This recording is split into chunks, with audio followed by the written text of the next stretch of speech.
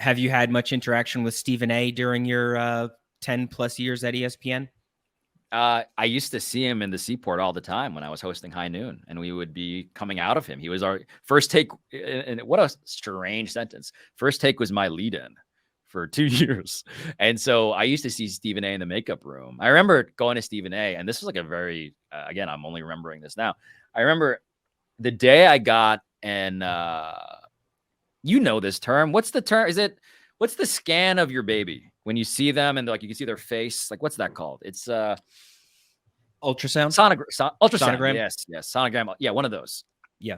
So I have the photo my wife took of her sonogram. And you see my daughter's face, and I'm just like, yeah. Again, as I'm sure you felt, very recently, I was just sort of in awe of this sort of out of body experience, and I was just like wandering around showing this to people, and I walk into the makeup room, and I just see Stephen A. there, and I'm like, Stephen A., check out my daughter. I just got this sonogram or this ultrasound. And he just looks at me and he just very sternly, meaningfully tells me that I will never, he goes, I'm not going to imitate him, but he goes, you will never love anything as much as you love your daughter. You're going to kill someone if that's what it takes to defend them. And I was like, all right, cool. I'm gonna show this to Max now, see how that goes. But no, I mean, like he played along with like the Halloween episodes we did and like the April Fool's episodes we did. I had him yell, "Stay off the weed" at me in one like sketch we did. Stephen A. has always been like down for the joke. And that's what I want to just sort of briefly point out about him. For as much as he is like a parody of our idea of like a sports gas bag, he's so deeply theatrically talented, and he has a sense of humor about himself. Like, he is down to be made fun of in ways that I think he would never explicitly say because it kind of ruins the joke. But if you just see what he's willing to do, it's clear that it's true. And I think that's just so key to like the job that he does. Well, as a journalist and an entertainer yourself, do you think Stephen A. Smith does a good job of both on First Take and also like does he almost get upheld to an unfair journalistic standard at times by people who might not recognize that First Take is entertainment first? Yeah.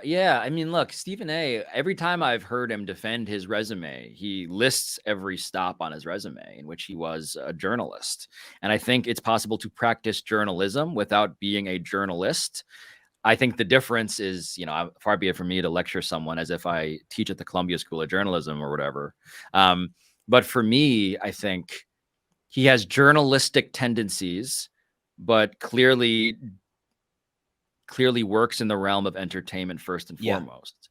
Like I think the idea of like, I'm going to pick a fight or I'm going to argue back and forth and criticize this guy I don't know is not something an objective journalist would do, but it is something that a talk show host would, an entertainer would.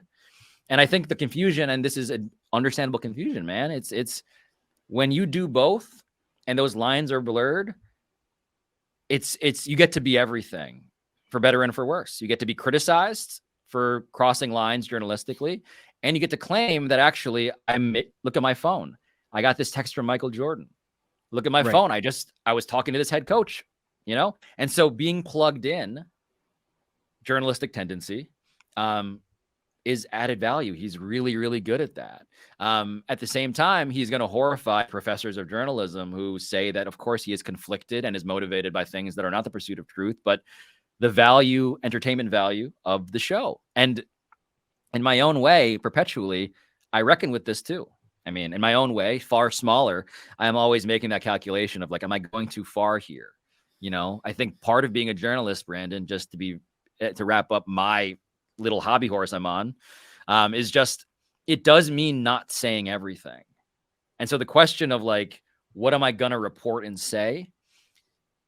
You need to make sure that you have rigorously interrogated yourself as well as your source. Did I do enough to bring this onto the record? And being a journalist means that you don't say everything. You don't disclose everything. And I can't speak for Stephen A. standards, but I try to take those standards seriously because I'm self-conscious about how I do it too.